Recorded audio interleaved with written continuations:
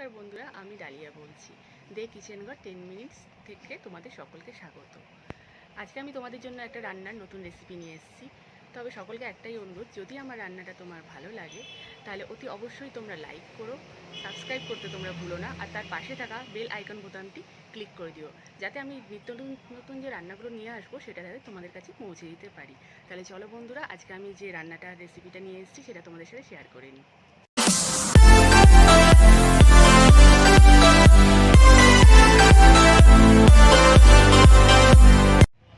বাজার থেকে চিংড়ি মাছটাকে নিয়ে এসে কিছুক্ষণের জন্য উষ্ণ গরম জলেতে রেখে দিয়ে তারপর সেটাকে কাটিং করে নেওয়া হলো। এরপর ম্যারিনেটের জন্য আদা পেস্ট করে নেওয়া হচ্ছে। তবে আদা আমি এতে পেস্ট করছি, আপনারা ইচ্ছা করলে মিক্সিতেও করে নিতে পারেন। এরপর আমি রসুনটা পেস্ট করে দিচ্ছি। তবে রসুন যতটা প্রয়োজন ততটা আপনারা পেস্ট করে দিতে পারেন। এরপর পেঁয়াজ, আমি এখানে অর্ধেকটা পেঁয়াজ দিয়েছি, আপনারা পরিমাণ অনুযায়ী পেঁয়াজ দেবেন। এরপর দিলাম আমি কর্নফ্লাওয়ার, পরিমাণ মতো টমেটো সস একটু দেব।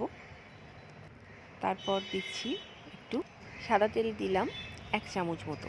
এটা দিলে একটু মুচমুচে ভাবটা হয়, আপনাদের পরিমাণ মতো দেবেন। এরপর নুন পরিমাণ মতো দিয়ে দিলাম। এরপর মরিচ যে যেরকম ঝাল খাবেন সেই অনুযায়ী মরিচটা আপনারা দেবেন। এবার একটু সামান্য জল দিয়ে জিনিসটাকে ম্যারিনেট করে নিতে হবে। দিয়ে 2 মিনিট ভালো করে ম্যারিনেট করে 2 মিনিট ঢাকা দিয়ে রেখে দিতে হবে। যতক্ষণ ম্যারিনেট হয়ে থাকবে ততক্ষণ তেলটাকে গরম করে নেওয়া হলো। এবারে আস্তে আস্তে করে একটা একটা করে চামচে করে তেলেতে ছেড়ে দিলাম। লো ফ্লেমেতেই এটা হবে, কেননা খুব হাই ফ্লেমেতে করলে ভেতরটা কাঁচা থেকে যাবে। আগে তেলটা গরম করে নিয়ে তারপর ছেড়ে সেটা লো ফ্লেমেতেই করতে হবে। এই ভাজাটা একটু কড়া করেই ভাজতে হবে, তাহলে খেতে আরও সুস্বাদু লাগবে। লাল লাল করে ভাজতে হবে। এখানে দেখা যাচ্ছে যে এক পিঠ আস্তে আস্তে লালচে ধরে গেছে। এবার আস্তে আস্তে একটা একটা করে উল্টে দিতে হবে। আস্তে আস্তে খুব সাবধানে উল্টে দিতে হবে।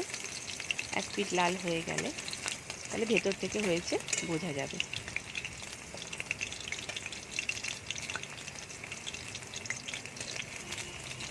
এটা পুরোপুরি হয়ে এসছে।